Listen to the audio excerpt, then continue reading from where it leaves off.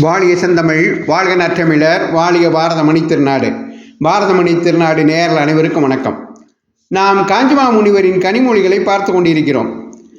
அந்த வரிசையிலே இன்று 144வது பகுதியாக சேவையே மேலான பாக்கியம் என்ற தலைப்பிலே காஞ்சிமா முனிவர் சேவை செய்வதன் அவசியத்தை வலியுறுத்தி வழங்கியுள்ள கனிமொழிகளை பார்ப்போம். அதை அவருடைய வார்த்தைகளிலேயே பார்ப்போம். மனிதனாக பிறந்தவனுக்கு எவ்வளவோ பாக்கியங்கள் உண்டு. எல்லா பாக்கியங்களுக்கும் மேலான பாக்கியம் பிறருக்கு சேவை செய்வதே. சேவை என்று தெரியாமலே அவரவரும் தமது குடும்பத்துக்காக சேவை செய்கிறோம்.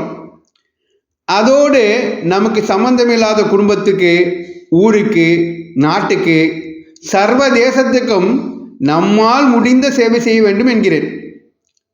நமக்கு எத்தனையோ கஷ்டங்கள், உத்தியோகத்தில் தொந்தரவு, சாப்பாட்டுக்கு அவஸ்தை, வீட்டு கவலை இத்தியாதி இருக்கின்றன. நாம் சொந்த கஷ்டத்துக்கு நடுவில் சமூக சேவை வேறா என்று எண்ணக்கூடாது. உலகத்துக்கு சேவை செய்வதாலேயே சொந்த கஷ்டத்தை மறக்க வழி உண்டாகும்.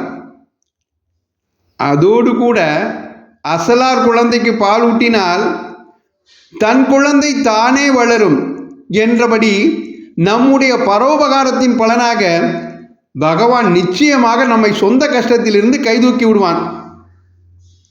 ஆனால் இப்படி ஒரு லாப நஷ்ட வியாபாரமாக நினைக்காமல் பிறர் கஷ்டத்தை தீர்க்க நம்மால் ஆனதை செய்ய ஆரம்பிக்க வேண்டும். ஆரம்பித்து விட்டால் போதும்.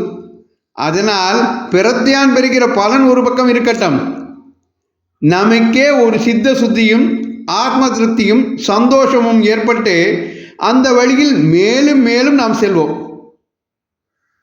நம்மை போலவே சமூக சேவை செய்ய விருப்பம் உள்ளவர்களை எல்லாம் ஒன்றாக சேர்த்து கொண்டு எல்லாரும் ஒரே சங்கமாக, ஒரே அபிப்பிராயமாக இருந்து கொண்டு சேவை செய்வது ஸ்லாகியம்.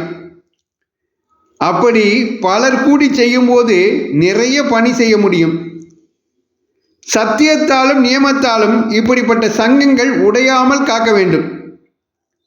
பரோபகாரம் செய்பவர்களுக்கு ஊக்கமும் தைரியமும் அத்தியாவசியம். மான அவமானத்தை பொருட்படுத்தாத குணம் வேண்டும் என்று காஞ்சிமா முனிவர் சேவை செய்வதே மேலான பாக்கியம் என்பதை விளக்கி நம்மை சேவை செய்ய தூண்டுகிறார். காஞ்சிமா முனிவரின் கனிமொழிகளை தொடர்ந்து கேட்க பாரதமணி திருநாடு சேனலை பின்தொடருங்கள் என்று உங்களை அன்போடு கேட்டுக்கொண்டு, ஆர்வமுள்ள மற்றவர்களுக்கும் இதை பகிருங்கள் என்று கேட்டுக்கொண்டு விடைபெறுகிறேன். நன்றி, வணக்கம், ஜெய்ஹிந்த்.